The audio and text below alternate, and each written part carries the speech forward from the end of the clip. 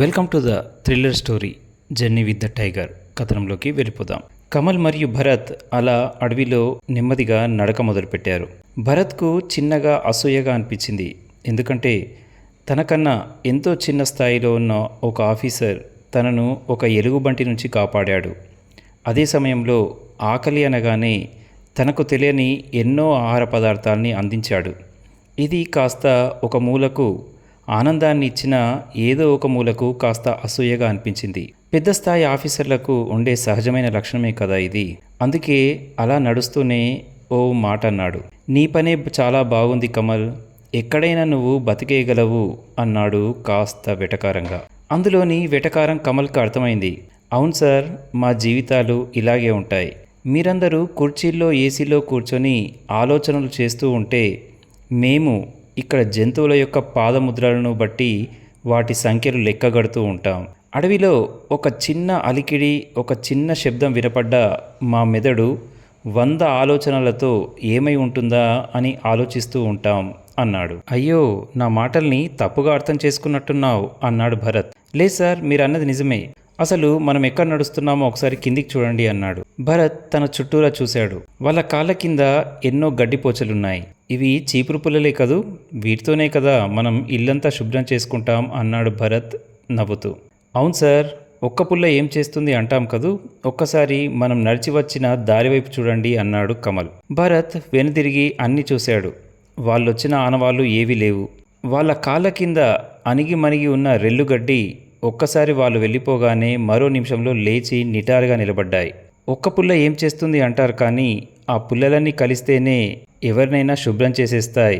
మేం కూడా అలాంటి వాళ్ళమే సార్, ఒక్క పుల్లలమే, కానీ మా విలువ కొందరి ఆఫీసర్లకే తెలుసు అన్నాడు కమల్. ఆ మాటలు భరత్కి తాకాయి.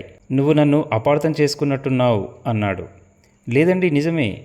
ఎప్పుడైనా ఏదైనా అవసరం పడి సెలవులు అడిగితే నిక్కచ్చిగా లేదు, కుదరదు అంటారు. కానీ అడవిలో మేమెలా బ్రతుకుతున్నామో ఏ ఆఫీసర్ కూడా ఆలోచించాడు.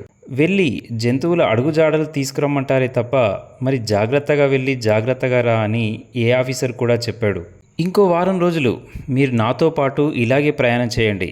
అప్పుడు మీకు ఖచ్చితంగా మా విలువలు, మేం పడుతున్న బాధలు కూడా తెలుస్తాయి అన్నాడు కమల్. భరత్ నవ్వుతూ, ఒక్కసారి పులి దొరికిందంటే నీకు ప్రమోషన్ వచ్చేస్తుందిలే అన్నాడు.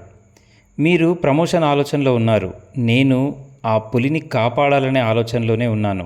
నాకు పెద్దగా ప్రమోషన్లు అంటే ఇష్టం ఉండదు సార్. ఒకవేళ ప్రమోషన్ వచ్చినా మీలాగే ఎక్కడో ఆఫీస్లో కూర్చోవాలి. నాకు ఆ పని కన్నా ఇలా అడవిలో తిరుగుతూ ఈ జంతువుల్ని గమనిస్తూ వాటితో నడవడమే ఆనందంగా ఉంటుంది అన్నాడు కమల్. అలా నడుస్తూ ఉంటే ఒక్కసారిగా కమల్కి ఏదో అలికిడి వినిపించింది. ఉష్ అంటూ నోటి మీద వేలు వేస్తూ భరత్ని అక్కడే ఆపేశాడు. భరత్ కళ్ళతోటే అడిగాడు ఏమైంది అని. కూర్చోమన్నట్టుగా సైగ చేశాడు కమల్. ఇద్దరు వాళ్ళున్న ఆ రెల్లుగడ్డిలోనే కూర్చున్నారు. భరత్ చెవులు రిక్కించి వినసాగాడు. ఎక్కడినుంచో కాస్త అడుగుల చప్పుళ్లాంటివి వినబడసాగింది. ఇంత లోపలికి ఈ గూడెం ప్రజలు ఎవరూ రారు, ఖచ్చితంగా వీళ్ళు నక్సల్సే అయ్యుంటారు అన్నాడు చిన్నగా కమల్. వెంటనే ఇద్దరు అలర్ట్ అయ్యారు. భరత్ తన దగ్గరున్న చిన్న గన్ని బయటకు తీశాడు.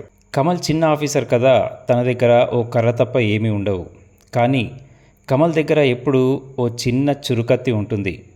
ఆ కత్తి కాస్త వంపు తిరిగి ఉంటుంది, గూర్ఖాల దగ్గర ఉండేటటువంటిది. ఇదెక్కడిది అన్నాడు భరత్. అడవిలో నడుస్తున్నప్పుడు కొమ్మలు అడ్డొస్తాయి కదా సార్, వాటిని నరుకుతూ వెళ్ళడానికి దీన్ని ఎక్కువగా ఉపయోగిస్తాను. ఆశ్చర్యపోయాడు భరత్. మా నాన్నగారు కూడా చిన్నప్పుడు నన్ను అడవిలోకి తీసుకొచ్చేవారు. ఆ సమయంలోనే ఇలాంటి కత్తి తన దగ్గర ఉండేది. ఆ కత్తే ఇప్పుడు నా దగ్గర ఉంది అన్నాడు. ఒక్కసారిగా ఆ గుంపు, ఆ నడక శబ్దం ఆగిపోయింది. కమల్కి భరత్కి చెమటలు పట్టసాగాయి. ఒకవేళ వాళ్ళు మనల్ని గమనించారా అని వాళ్ళ మొదటి భయం. భరత్ను ఇక్కడే కూర్చోమని చెప్పి కమల్ మెల్లిగా ఆ గడ్డిలోనే పాకుతూ ఒక చిన్న రాయి వెనుక నుంచి కాస్త గమనించాడు. దూరంగా ఓ గుంపు కనిపించింది. వాళ్ళ ఆహార్యాన్ని బట్టి వాళ్ళంతా నక్సలైట్లుగా తను గుర్తుపట్టేశాడు. ఒక్కొక్కరిని లెక్కబెడితే దాదాపు 20 మంది వరకు నక్సలైట్లున్నారు. వాళ్ళందరి దగ్గర అధునాతన ఆయుధాలు కూడా ఉన్నాయి. వాళ్ళని ఇప్పుడు ఎదుర్కోవడం కాదు కదా, కనీసం వాళ్ళ కళ్ళు కప్పి పారిపోవడానికి కూడా కుదరదు. ఎందుకంటే వాళ్ళలో ఓ నలుగురు ఇప్పుడు చుట్టూరా గస్తీకొస్తారు. ఇదే విషయాన్ని వెళ్ళి భరత్కు చెప్పేశాడు కమల్. భరత్కి చెమట ధారగా పట్టేసింది. గుండె వేగంగా కొట్టుకోసాగింది. భరత్ చాలా చక్కని షూటర్. తన దగ్గరున్న 6 గుళ్లతో 6గురిని చంపగలడు. కానీ అక్కడుంది 20 మంది. ఇప్పుడేం చేద్దాం అన్నాడు భరత్.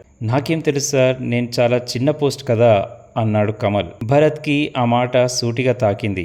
పారిపోదామని చెప్పడానికి ధైర్యం చాలట్లేదు, అలాగే ఉండి కలబడదామనడానికి కూడా ధైర్యం చాలట్లేదు. నువ్వే చెప్పు కమల్ అన్నాడు భరత్. నేనేం చెప్పాను సార్ అన్నాడు కమల్. భరత్కి అర్థమైంది. కమల్, నిజాయితీగానే అడుగుతున్నాను. ఇప్పుడేం చేయాలో నాకు తెలియట్లేదు.